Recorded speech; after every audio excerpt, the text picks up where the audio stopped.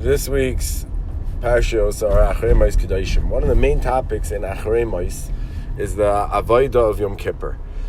In correlation to the service of Yom Kippur, the Pasuk tells us, Lifnei Hashem titaru, that we will become purified in front of Hashem. Question is, what does purification have to do with atonement, with doing tshuva, with repenting for one's sins? The Torah also tells us in correlation to Yom Kippur that Basir l'Chodesh we should be ta'anu es nafshei seichem on the 10th of the month to inflict ourselves, which seems to be at odds with everything Jewish. That Yiddishkeit doesn't look for us to inflict pain upon ourselves in order to achieve atonement.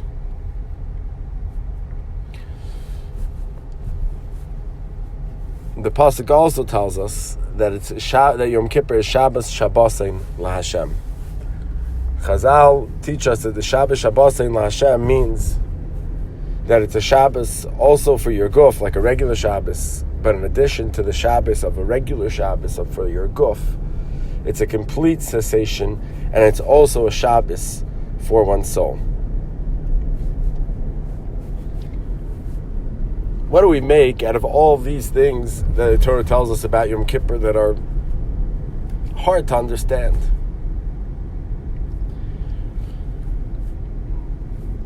We just learned in the past few Parshas a lot about Tumah and Tyro. One of the things that the Torah taught us about Tumah and Tyro was that a woman who gives birth becomes Tameya. Woman giving birth, she was just a shotif. She was a partner with the Rabbi Shalom Kiviyachol. She was a partner with the Rabbi Shalom himself in creating a person. And after carrying that baby arduously for 9 months, she gives birth and she becomes tummy. Similarly, even the father, as soon as he fulfilled his role in procreating, and he was together with his wife, he becomes tummy, a much more minor level of tumah's carry, but he also gets some sort of tumah for it. But it shouldn't really come as a surprise, because the epitome of all tumah is that of a mace, a corpse, a Jewish body that was a living Torah, no matter how much Torah he knew or didn't know.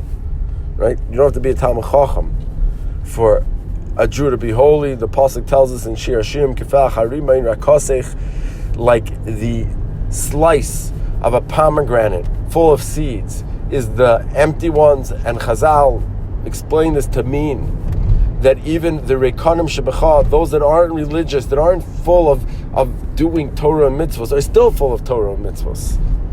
Just because they're Jews and every good act they do is a mitzvah.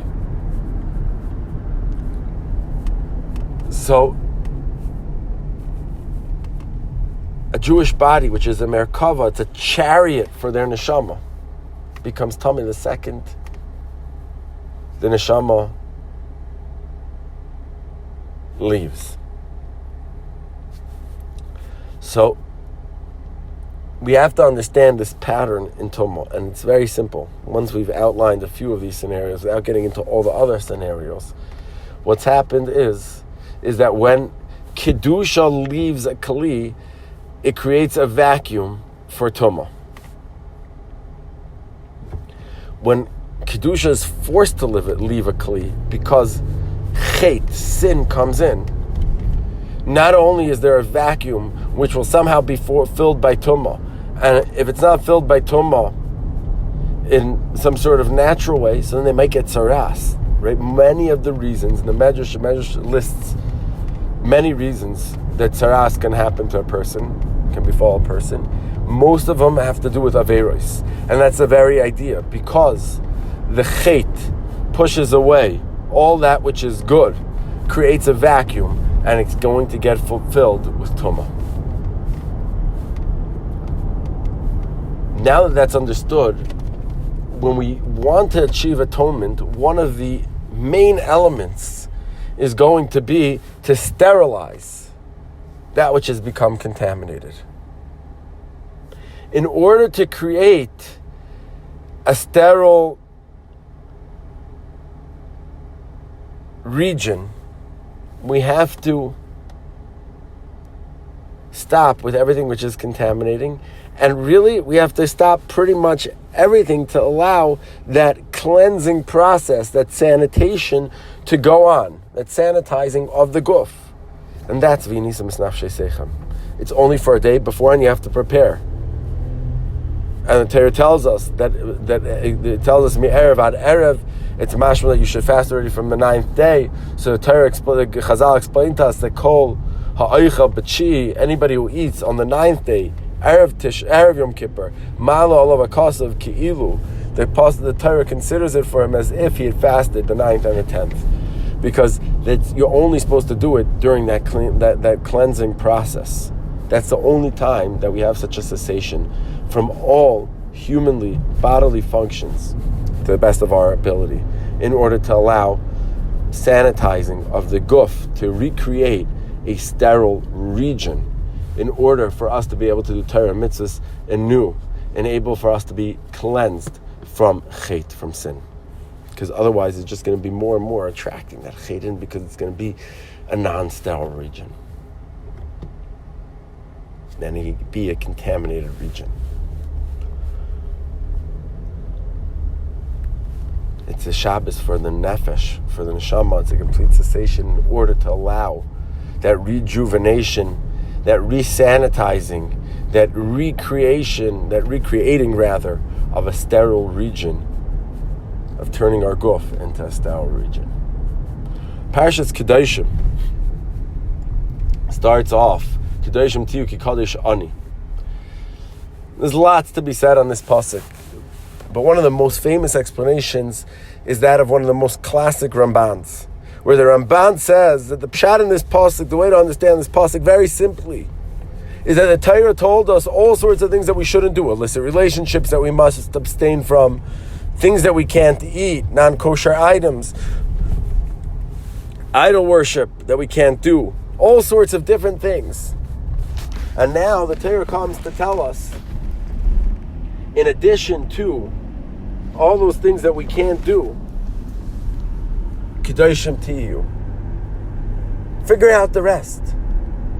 What we're supposed to do, like the Ramban tells us in Igeres Ramban, is to read the Torah frequently, and when we finish reading the Torah, and he's talking about just psukim, not even delving into it with midrashim and gemaras and halacha and all sorts of different things, just to read the psukim, and after we finish reading the psukim, to say, what can I learn from this? The Rambam tells us in Parshas HaMishnayos that mitzvah sechli. Here's what we should gain that seichel from the Torah and mitzvahs. That's what the Rebbeinu Shalom wants from us. This is very, very similar to the Ramban in Sefer Bamidbar, Parak Vav, Pasuk Yud Ches, Vasisa Yosher B'Atayv Zak the Ramban. Also, the Torah tells us all sorts of things that we have to do and shouldn't do when we deal with business, with honesty, how we have to be honest, and how not to steal, and all sorts of different particulars related to such topics. But it can't possibly